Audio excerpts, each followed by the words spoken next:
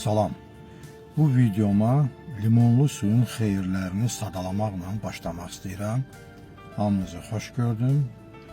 Videomu bəyəndiyiniz, paylaşdığınız və səhifəmə abunə olduğunuz üçün hamınızı əvvəlcədən təşəkkürümü bildirirəm. Birincisi, limonlu su böyrək daşlarına təsir göstərə bilir. Yəni, böyrək daşlarının əmələ gəlməsinin qarşısını ala bilir.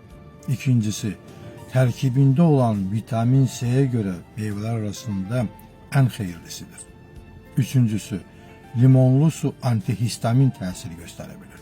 Antihistamin, yəni allergik əleyhinə təsiri vardır. Dördüncüsü, limonlu suyun sidik turşusu əleyhinə təsiri var.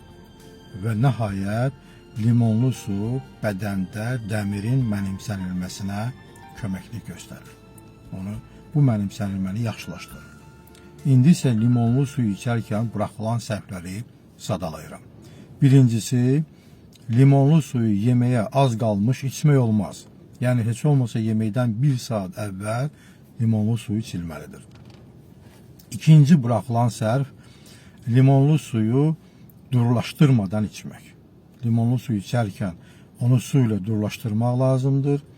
Əks halda elə birinci növbədə dişlərə mənfi təsir göstərə bilər. Üçüncüsü, limonlu suyu qastritli, yarası, xorası olan insanlar içməməlidir. Kimdə qastrit, yara, xora varsa mənə müraciət edirsiniz və sizi təbii yolla müalicə edirəm. Nəhayət, alkaloz olan insanlara limonlu su içmək əks göstərişdir.